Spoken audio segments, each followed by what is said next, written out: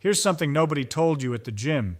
Your body, right now, is running ancient software. Software that was written not in a lab, not by a fitness coach, not by some sports science committee. It was written over 2.5 million years, on dirt roads, across savannas, through forests, by creatures who had exactly one job: don't die.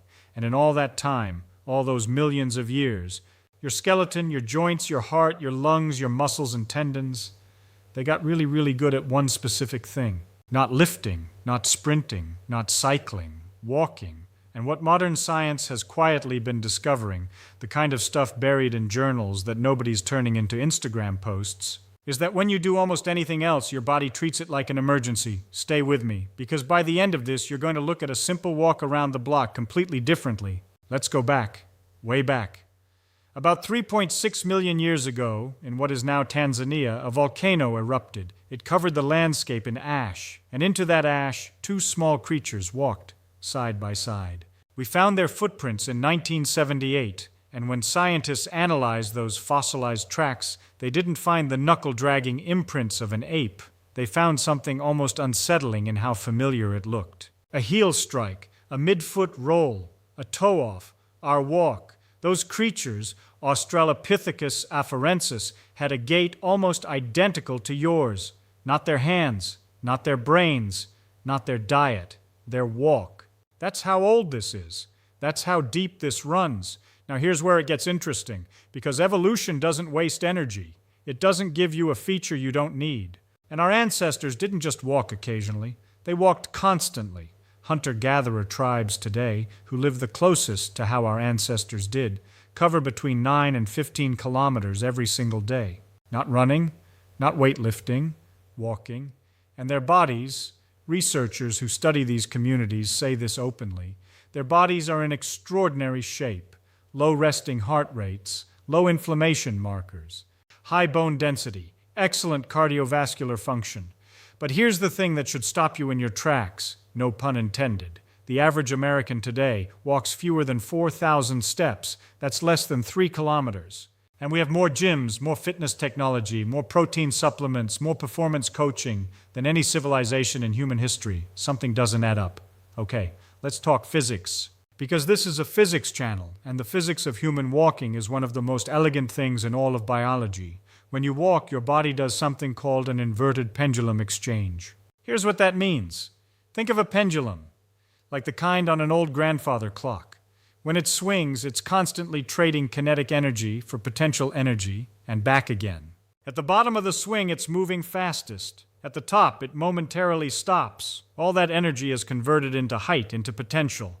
Your leg does exactly this when you walk. As your foot hits the ground, your center of mass vaults forward and upward, like the bob of a pendulum. At the peak of that arc, you're momentarily slower. Your potential energy is highest. Then you fall forward, converting that height back into speed. And here's the stunning part.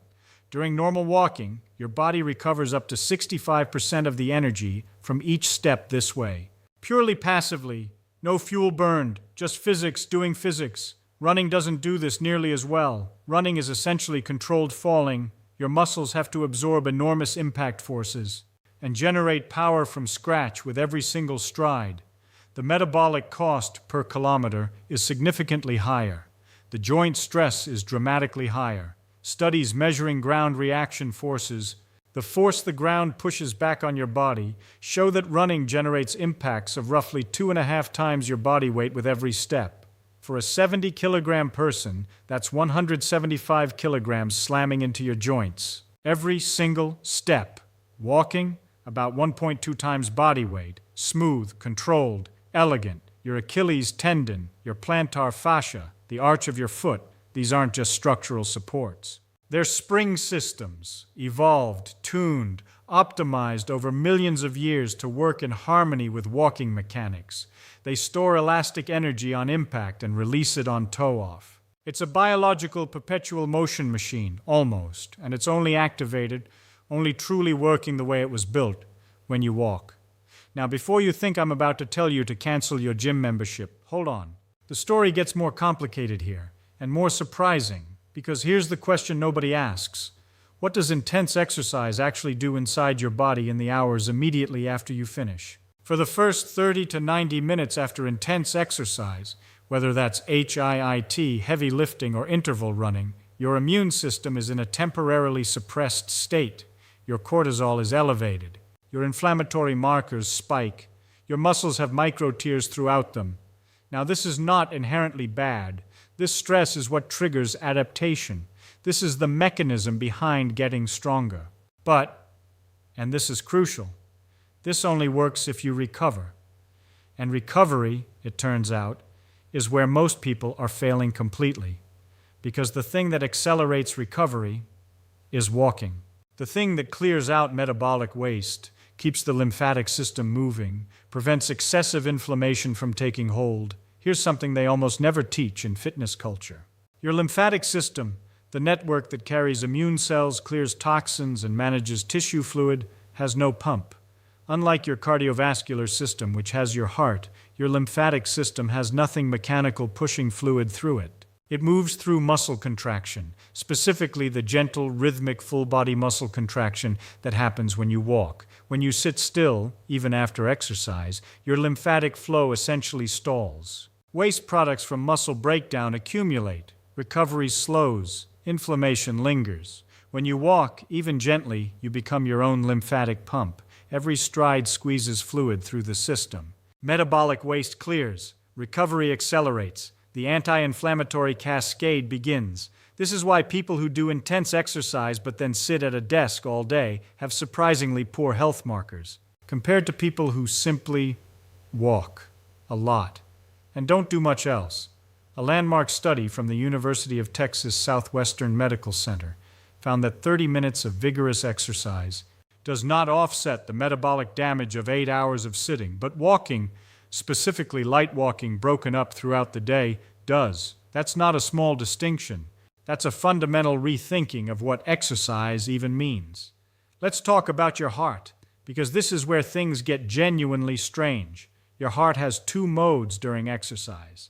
The first is what most people chase, high-intensity cardiovascular stress. Heart rate slams into the 170s, 180s. VO2 max training, anaerobic threshold work, the kind of training that makes elite athletes elite. The second mode is something called parasympathetic dominance. It happens at low heart rates, roughly 50 to 70% of your maximum. During this mode, your heart is doing something completely different than just pumping blood faster. It's training its own nervous system. The vagus nerve, the longest nerve in your body, running from your brainstem down through your heart, lungs, and digestive organs, is being tuned. And walking is one of the most powerful activators of the vagus nerve that exists. Why does that matter?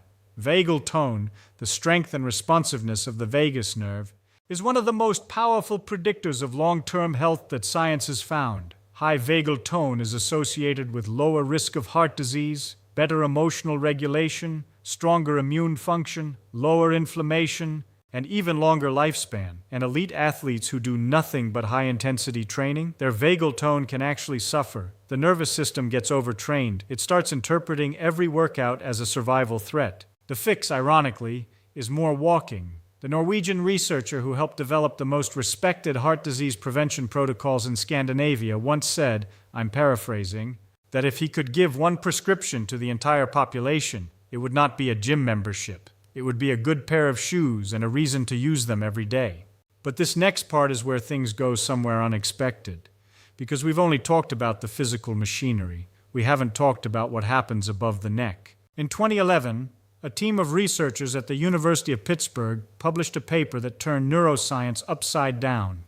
They took 120 older adults, people in their late 60s and early 70s, and split them into two groups. Group 1 did aerobic walking for 40 minutes 3 times a week. Group 2 did gentle stretching and toning exercises. After a year, they measured the hippocampus, the region of the brain most responsible for memory and spatial navigation, the part that begins shrinking in your 50s, accelerating toward dementia. Group 2, the stretchers, their hippocampus shrank, as expected, as normal aging predicts. Group 1, the walkers, their hippocampus grew by 2%. 2% doesn't sound like a lot. But these were people in their 70s. Their brains literally reversed a year of aging, and the mechanism behind this is a protein called BDNF, brain-derived neurotrophic factor. sometimes called miracle grow for the brain. It stimulates the growth of new neurons, protects existing ones, and strengthens the connections between them. Walking, moderate, sustained, rhythmic walking, is one of the most potent natural triggers for BDNF release that researchers have found. And here's the thing that still gives neuroscientists pause. The rhythmic quality of walking seems to matter. The bilateral, alternating nature of it, left, right, is thought to synchronize activity between the brain's two hemispheres in a way that almost no other activity replicates. This is why writers walk. Darwin had his thinking path, a gravel loop he walked every afternoon while working through problems. Nietzsche, Wordsworth, Beethoven. They all reported that their best ideas came, not at a desk, but mid-stride. And the science now suggests this wasn't coincidence or romantic mythology. Walking literally reorganizes the brain's default mode network, the system that underlies creative thinking, problem-solving, and insight. A Stanford study found that walking increased divergent creative thinking, the ability to generate novel ideas, by 81% compared to sitting. 81%. Not a 5-mile run, not a boot camp class, a walk. There's one more dimension to this, and it might be the most practically useful thing in this entire video.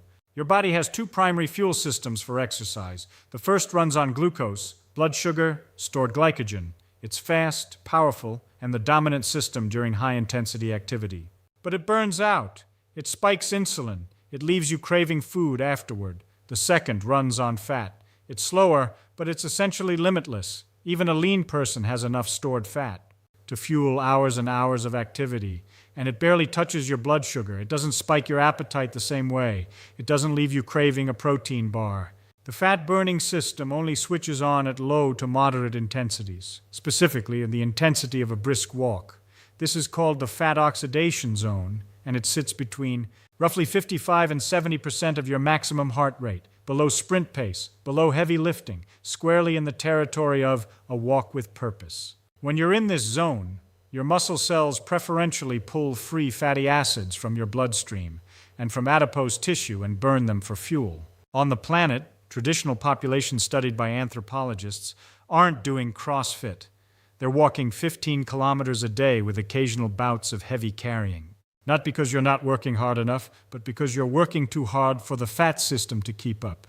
This is why some of the most metabolically healthy people on the planet, traditional populations studied by anthropologists, aren't doing CrossFit. They're walking 15 kilometers a day with occasional bouts of heavy carrying. And their metabolic profiles make Western endurance athletes look average. Okay, I know what some of you are thinking. So you're saying don't exercise? Just walk? That's it? No, that's not what the science says. And I'd be misrepresenting it if I framed it that way. Strength training preserves muscle mass and bone density in ways walking alone cannot fully replicate. These things matter. These things have value. But here's the honest truth. The fitness industry doesn't have financial incentive to tell you. For the vast majority of people, these things matter. These things have value. But here's the honest truth. The fitness industry doesn't have financial incentive to tell you. For the vast majority of people who aren't competitive athletes, who aren't training for a specific event, the single biggest gap in their health is not that they don't do enough, HIIT. It's that they don't move consistently throughout the day. It's that they do 1 hour of exercise and then sit still for the other 15 waking hours. A small, unremarkable creature stood upright on the African savanna and walked. Not because it was good at it, because it was trying, because survival required movement, because the world required crossing. And through every generation that followed, every body that walked and hunted and migrated and lived, your body was being shaped. Your arches were being tuned. Your Achilles tendons were being engineered. Your brain's neurotrophic pathways were being wired. All of it, in service of the simplest, most ancient, most human thing there is. Because the world required crossing. And through every generation that followed, every body that walked and hunted and migrated and lived, your body was being shaped. Your arches were being tuned. Your Achilles tendons were being engineered. Your brain's neurotrophic pathways were being wired. All of it, in service of the simplest, most ancient, most human thing there is, putting one foot in front of the other. Modern science, physics, biology, neuroscience, evolutionary medicine, has spent decades building elaborate frameworks for understanding human health. And time and again, the data quietly circles back to the same answer, the same thing your great-great-grandmother could have told you, the same thing your joints tell you when you've been sitting too long. Get up, go outside, walk, not because it's easy, not because it's fashionable, but because somewhere deep in the blueprint of your body, in your tendons and your neurons and the rhythmic swing of your arms, this is what you were built to do. And the extraordinary thing, it was never meant to be a workout. It was always just meant to be life.